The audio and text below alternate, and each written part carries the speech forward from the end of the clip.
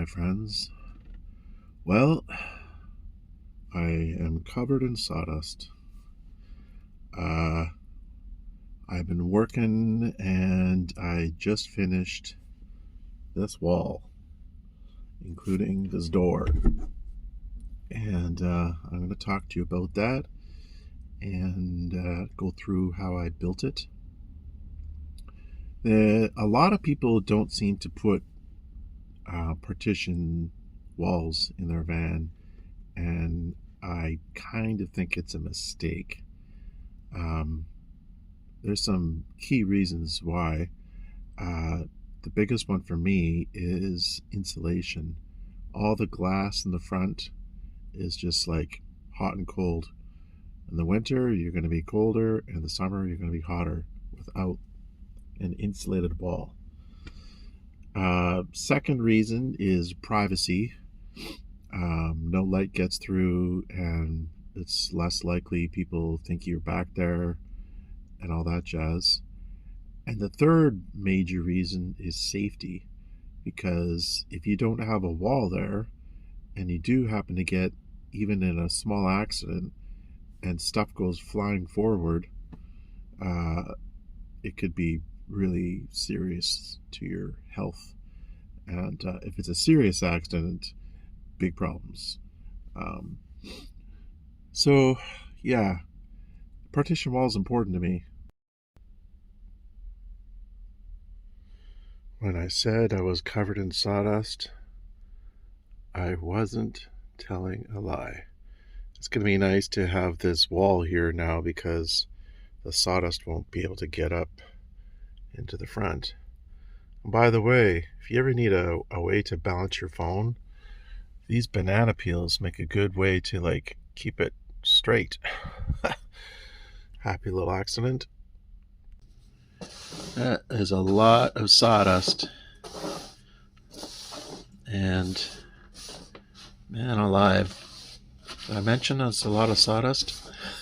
This is just one little section of the floor. So I'm putting my power station into service, Blue Eddy EB3A. I got the cable from the 12 volt cigarette lighter port thingy plugged into one of the lights. It's one of these lights. I disconnected it and cut it and connected to there. It uses 4 watts. It's quite a bit actually. But that way I don't have to worry about sitting in the dark. I mean, I still have a headlamp that I use.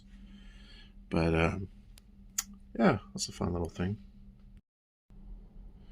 Okay, so this is the inside. It obviously is not finished. It has to be spray foamed. So this black stuff is I don't know what they call it, some kind of liner they put in the van. It comes with the van. It's kind of an upcharge deal. Anyway, I thought I'm going to use it because it's just going to go into the garbage otherwise. And it's just like corrugated plastic. But it's light and it's sufficiently strong. You're obviously not going to put a nail in it. But it's cheap, light, and it'll do the job. There's going to be 1.5 inches to 2 inches of spray foam over here. So like in all this, basically the entire thing, I got to leave it open so that the guy can spray foam it. I'm going to hire a professional dude, and then it's going to be all covered. What I'm going to do is I'm going to take, I'm building this as light as possible. So I'm using 1/4 inch plywood, and as you can see, that meets up, and it's going to go all the way up.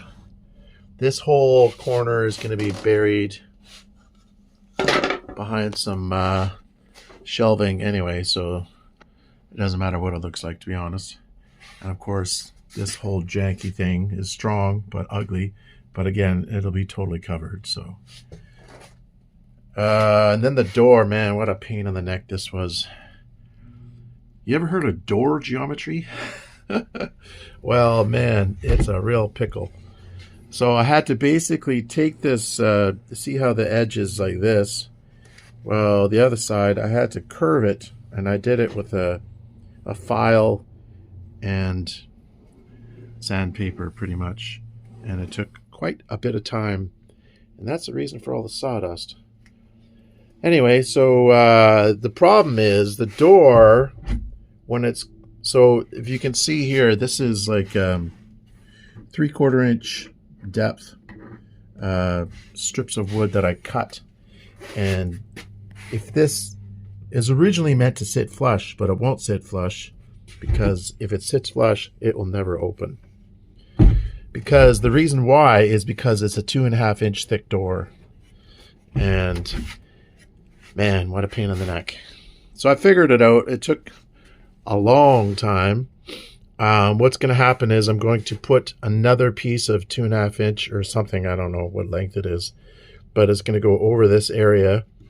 And once the wall's built out, it's going to sit like this. And I'm going to put some closed cell foam on the inside so that when it's locked or closed, it's going to like squish it in to act as kind of like weather stripping for an extra insulation area. And then I built this cross here because that's where I'm going to put the handle and the locking mechanism. As you can see, I had to cut it in half. I cut the door in half because it was way too, it wasn't cooperating. So, man, what a brain buster. So I made it shorter widthwise by 1/4 inch. And then I brought it out by 3/4 inch over here. And then I beveled this edge. And now it closes. I mean, it still sticks slightly. You can see, I mean, I could bevel it more. I guess it's up here. A tiny, tiny bit. But when it's closed, look, there's like a 1/4 inch gap. So, geometry of doors, who knew? I'm not a carpenter, guys. I am not a carpenter. I just, I enjoy building things, but I'm not a professional, that's for dang sure. So again, over here, there's going to be 1/4 inch plywood. And this is going to be flush across. This is going to be all insulated spray foam. And that's something, oh, this part is going to be tongue and groove cedar. It's heavy because it's 3/4 inch thick. It's like as thick as this.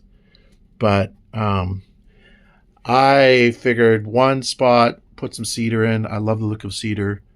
And I'm going to put it in that one spot. These doors are going to be black. I mean, this side here and this side here, I'm going to be painting them black once the wall's finished. And yeah, people might freak out about that, but I have some ideas. Basically, the interior is going to be cedar and black with some colorful tapestries. It's the inside of the door, yada, yada, yada. Super light, 1/4 inch plywood. That's as light as I could build it. I mean, I actually considered putting this black stuff in the door as well, instead of plywood, but I only have a limited amount, as you can see my mess here, and I need to use it in other areas as well. And the door is going to see a lot of banging around, of course, so I thought, if there's any area you really need to have a little bit of strength, it's in the door. So anyway, lots of sawdust. And this huge bus parked weird. Why did he do that? That's illegal in Canada. I don't know why he did that. The trick is knowing how to hide your mistakes.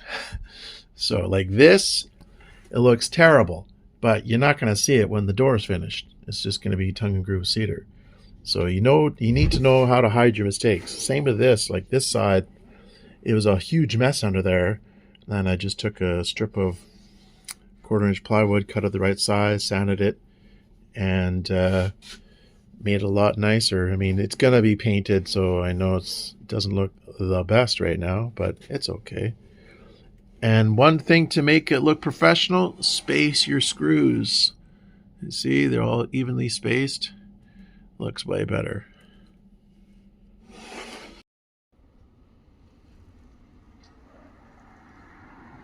You can see I got some pine here. I really don't want to cover it. I want to sand this glue off. But I need to put the handle back there, and I think I need to insulate this piece. I mean, maybe I can leave this one empty and this one insulated and insulate this side and the corner behind the passenger seat. As you can see, I just use Gorilla Construction adhesive to glue the inside of these little button things. See if you can see it on this side. Pardon the mess, everybody. See these little black button thingies? That comes, where's my finger? Right there. That comes with the, that's how they put it in originally. And, oopsie, door closed. Gives it a better look. And then this is my homemade table. It was too short, so I made it taller because my back is so sore bending over.